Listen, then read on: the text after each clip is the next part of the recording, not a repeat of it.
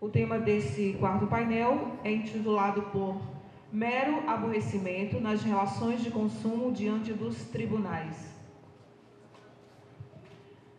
Convidamos para a quarta apresentação nesta tarde, como presidente da mediadora, a secretária-geral adjunta da OAB-PE, a doutora Ana Luísa Mouzinho. Convidamos como palestrante o advogado e presidente da Comissão de Direito do Consumidor da OAB-PE, o doutor Everton Kleber de Carvalho. Convidamos o coordenador do Núcleo da Receita Federal da FIS e procurador do município de Serra Talhada, Dr. Caio Antunes, para ser debatedor, um dos debatedores desse painel. Convidamos também para ser debatedor o Dr. Augusto César de Souza Arruda, juiz da 2ª Vara Civil de Serra Talhada.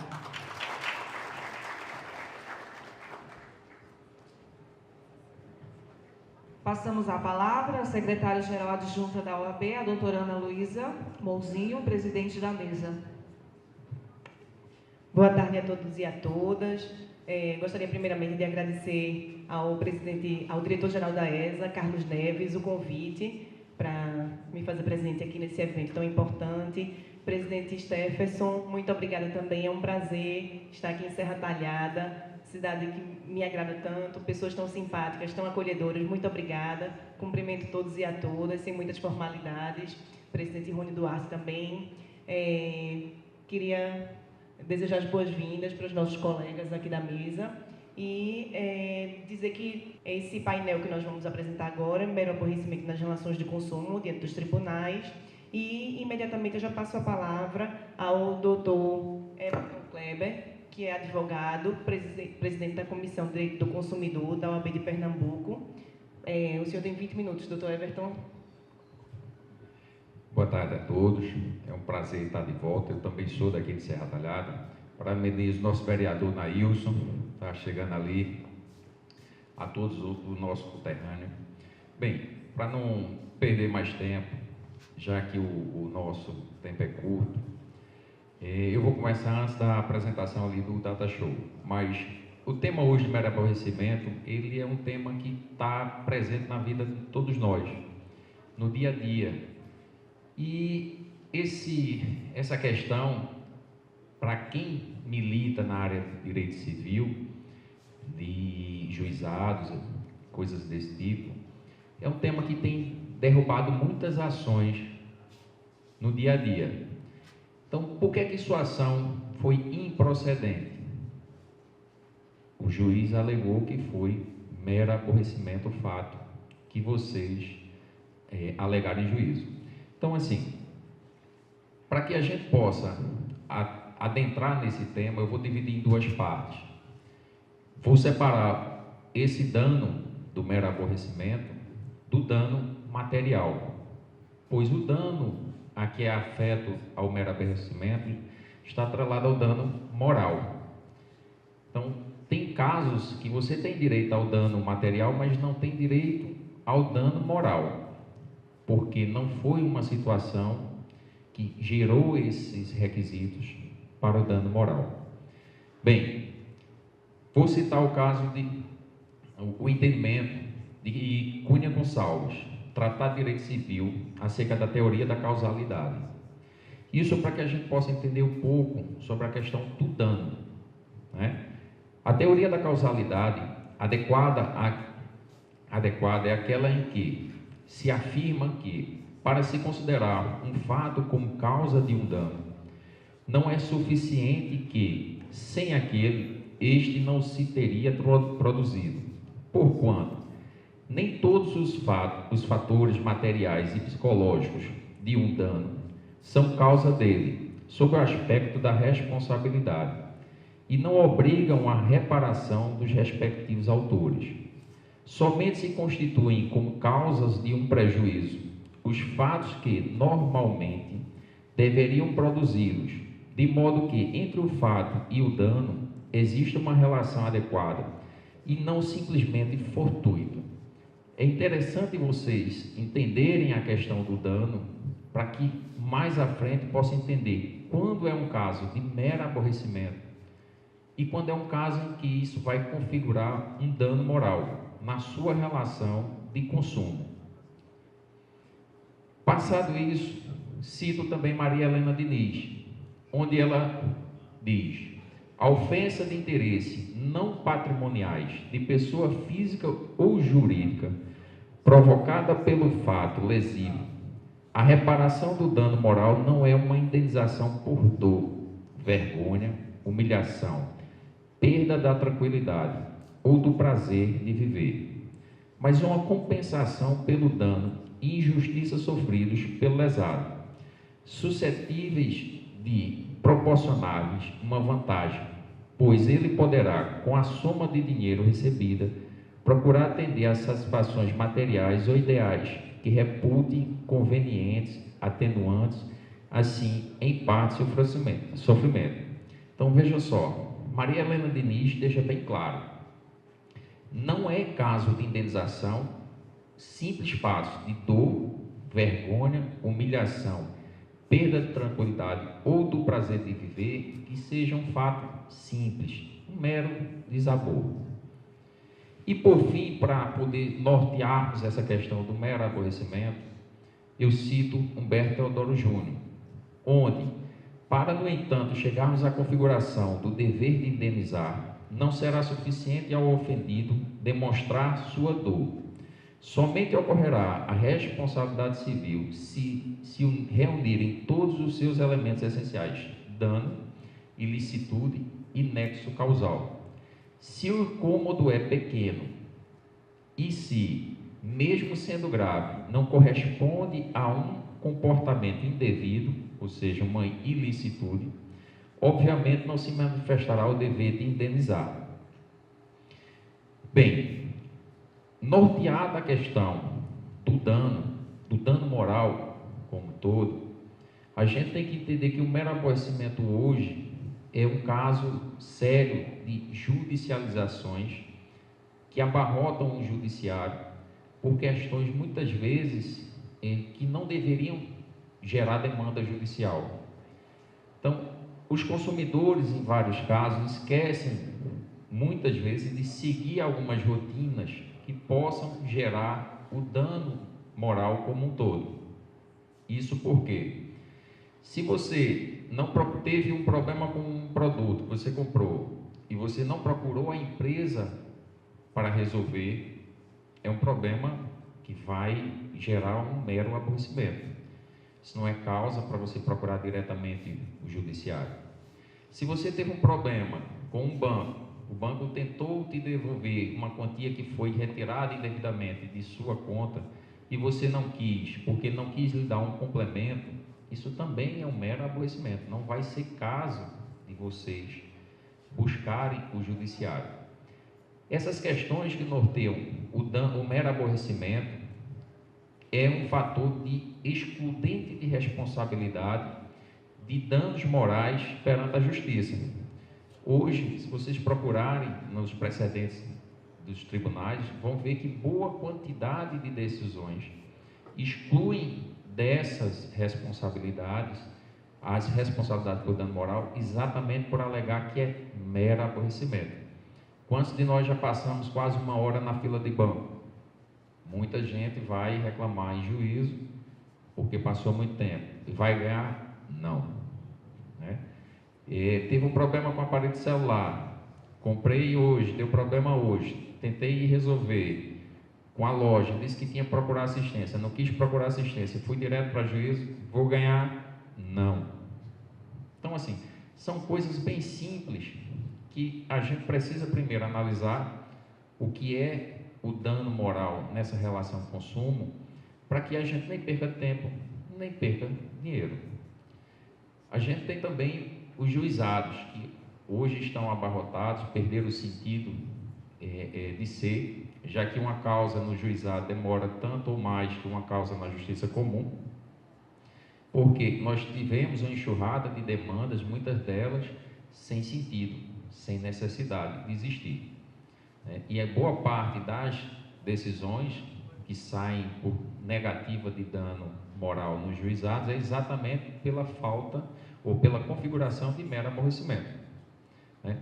Então, diante desse contexto de que o mero aborrecimento ele é uma simples configuração de excludente de responsabilidade para um fornecedor diante de uma relação de consumo, como é que a gente pode, numa situação como essa, garantir esse direito ao dano moral?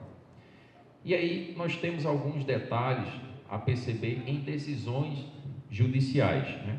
Vou citar algumas que são fundamentos de decisões. Isso é uma decisão do Tribunal Regional Federal da Primeira Região. Veja que aqui um caso de responsabilidade civil por saque indevido na conta. Isso é um caso comum, inclusive na maioria das cidades do Brasil nós temos fatos como esse. E nesse caso, esse consumidor aqui, ele teve direito ao dano moral? Não. Por quê? Mero aborrecimento. Ele teve direito a ter restituído o valor dele, corrigido? Sim. Então ele ganhou em parte a ação dele, né? E o que é que foi fundamento nessa decisão? Isso é importante só para a gente compreender a que critério nós temos para configurar esse dano moral numa relação de consumo e que não configure mero aborrecimento. O magistrado aqui argumentou: é inquestionável que os fatos geram transtornos e aborrecimento, incapazes, no entanto, de serem alcançados ao patamar do dano moral, indenizável, sob pena de banalização disto tudo. Então veja que a questão de você ficar chateado, você ficar incomodado, existem mecanismos de você resolver sem procurar, por exemplo, o juízo para querer uma ação de dano moral. E se você for procurar o juízo, for procurar o juizado, for até 20 salários mínimos, não precisa de advogado. Seria interessante você ir tentar esse juizado? Não. Se vocês precisarem, em qualquer caso, de ir a juízo, é sempre bom consultar um advogado. Ver se realmente você tem os elementos que configurem um dano moral, que você tenha esse direito a ser brigado em juízo, que você não perca tempo. E também que você não leve um caso de baixa complexidade, que vai já ter uma decisão não frutífera, né, que vai atrapalhar toda uma relação de processos que está no juízo. Então, nessa questão do dano, do mero aborrecimento, nesse caso aqui, que foi um saque indevido em conta, o consumidor perdeu. Por quê?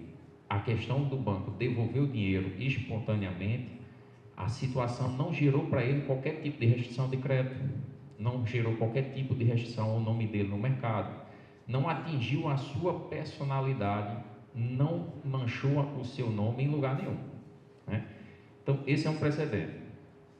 Pode passar mais um, por favor? A questão do dano moral, a gente vai dividir ele aqui em duas partes. Primeiro, a base dele no dano moral para consumo está na Constituição. Nós temos o artigo 5º, inciso 5º, e temos o artigo 24, inciso 8º, que trata exatamente da questão da legislação. Se a gente for pegar o caso de fila de banco, nós temos vários municípios que têm leis municipais que tratam da fila de banco. Só um exemplo, como podem tratar de outras questões de consumo. No estado de Pernambuco, nós temos uma lei e ela dá um prazo de 15 minutos para atendimento em caixa, em dias normais, 30 minutos em dias que tem pagamento de aposentados, pagamento de tributos e outras questões. Mas a previsão do dano moral ela existe para o consumidor, é fato. E o Código de Defesa do Consumidor?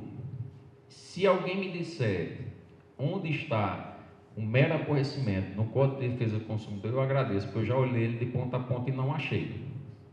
Então, por que é que todo mundo procura esse mero aborrecimento no Código de Defesa do Consumidor e ele não existe? Mas ele é um dos motivos que mais geram decisões de improcedência nessas relações de consumo.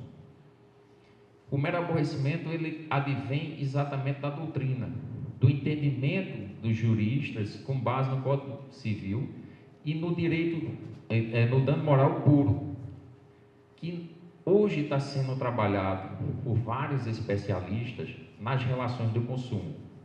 Esse mero aborrecimento ele é uma campanha da OAB Nacional que foi discutida pelos presidentes das Comissões de Defesa do Consumidor o ano passado em Cuiabá, e foi um dos temas que foram trazidos para discussão acadêmica, porque tem um grande número de situações que se alegam um mero aborrecimento para se negar dano moral. E, tratando de figuras, se você ficar com essa cara aí, esqueça, você não tem dano moral, é mero aborrecimento. Passa mais um, por favor. Agora, se você ficar com essa cara, é possível ter dano moral e não ser mero aborrecimento. É por isso que todo cartaz que fizeram por mero aborrecimento estão todos com essa cara desse jeito, porque não é uma coisa tão simples. Para que você tenha esse aborrecimento, ele tem que fugir da linha da normalidade, tem que ser algo realmente e que ultrapasse os limites e que traga um dano muito sério à sua personalidade como estável, e traga um aborrecimento ou um constrangimento no meio social. Bem, para a gente não perder mais tempo diante do tempo que já é curto, eu passo a palavra agora para o departamento. Gostaria de agradecer ao Dr. Everton Kleber, palestra muito esclarecedora, muito didática, parabenizá-lo pela colaboração de sempre. E quero convidar agora o Dr. Caio Antunes para debater um pouquinho sobre o tema. Dr. Caio Antunes, que é professor da FIS aqui, procurador do Estado do município de Serra Talhada. Boa tarde a todos. Gostaria de deixar claro aqui que é um enorme prazer fazer parte dessa mesa como debatedor. Gostaria também, primeiramente, de agradecer a presença da presidente Ana Luísa Muzinho, da brilhante palestra do nosso amigo Everton Kleber de Carvalho, e também de dividir esse debate com o ilustre juiz de direito da nossa segunda vara civil, como fila de banco, demora em fila de banco, má prestação de serviço telefônico e outras atividades desse gênero. Eu não entendo que pontuações nesse aspecto seriam um mero aborrecimento, porque o mero aborrecimento é aquele que acontece uma vez, 2 vezes, 3 vezes, no máximo. A recorrência passa a ser um dano contínuo e não um mero aborrecimento. Um exemplo claro do que eu estou explicando aqui agora são o caso das ações civis públicas, que é uma empresa de telefonia conhecidíssima, também sofreu em razão da má prestação de serviço, e uma má prestação de serviço contínua. Por isso que eu não entendo que seria um mero aborrecimento e há um pouco de relativização nesse sentido. Em razão do pouco tempo que nós temos, eu gostaria de passar a palavra para o debatedor, o senhor Augusto César, doutor Augusto César. Muito obrigado.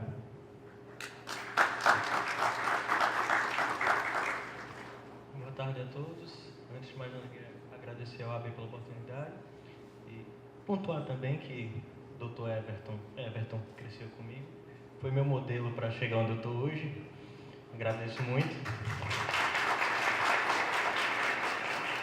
No que se refere ao tema aqui proposto, concordo, ratifico 100% as palavras do Dr. Everton acerca do mero aborrecimento que termina causando um congestionamento muito grande na engrenagem judicial, demandas que não possuem um cunho jurídico muito apurado. No que se refere ao que o Dr. Caio disse, eu concordo com ele que a reiteração de certos tipos de conduta causam certo dano, porém no que toca a isso eu discordo um pouco do que seria o epicentro de tudo. Eu entendo que nesses casos não seria bem um dano moral isoladamente considerado, mas sim um dano social decorrente de uma prática reiterada de uma conduta de uma empresa. Aí sim, dando as ações civis públicas e derivados. Gostaria de passar. Muito obrigada, doutor Augusto César. Doutor Augusto César, que é juiz de direito aqui da segunda vara civil de Serra Talhada. Eu vou passar de volta a palavra para doutor Everton Kleber para fazer considerações. O que o doutor Caio falou é bem interessante. Nessas situações das telefônicas, aí você pergunta, como é que a gente configura a situação para que ela não seja mero aborrecimento? Isso é importante todo consumidor utilizar primeiro a esfera administrativa. Hoje nós temos PROCONs, nós temos agências reguladoras e nesses casos das teles é sempre importante, primeiro você fazer a reclamação na tele, isso é fundamental, vocês terem aquele protocolo, fazer o mais rápido possível quando o problema ocorrer. Eles vão te dar um prazo. Se ultrapassar esse prazo e eles não resolverem, vocês podem fazer uma reclamação na Anatel, que pode ser feita ou por telefone ou pela internet. Na internet você faz um cadastro, vai fazer essa reclamação e eles vão dar um prazo para essa operadora resolver. Então, veja só, eu já tenho uma reclamação na empresa, eu já tenho uma reclamação na Anatel. Não resolveu. Se eu quiser deixar mais robusto ainda como prova, o que eu vou atrás? Eu vou atrás do site consumidor.gov. É o www.consumidor.gov.br. Esses sites, quem tiver curiosidade, eu acho até bom, ele é uma ferramenta a nível nacional, só abarca aquelas empresas que já estão cadastradas lá, mas tem um índice de solução de mais de 90% em até 7 dias. Onde é que você consegue resolver um problema em juízo em 7 dias? Então, por que é que você vai procurar uma ação em juízo sem utilizar essas ferramentas administrativas? Outra coisa, se você fez a reclamação na empresa, você fez a reclamação do PROCON, o PROCON diz que você tem direito à situação e pode buscar o juízo. Você tem a reclamação ou no consumidor.gov ou na agência e tendo tudo isso aí, não foi resolvido, você não tem mais um mero aborrecimento.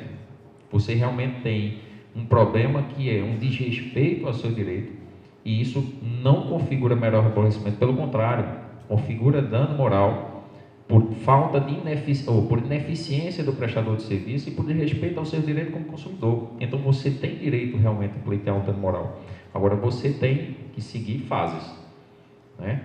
Você cumpriu essas etapas, demonstrou que você deu todas as oportunidades para que o fornecedor cumprisse o seu direito e restabelecesse aquela situação, seu direito como dano moral está praticamente garantido. Então você tem uma chance maior de ganho, né?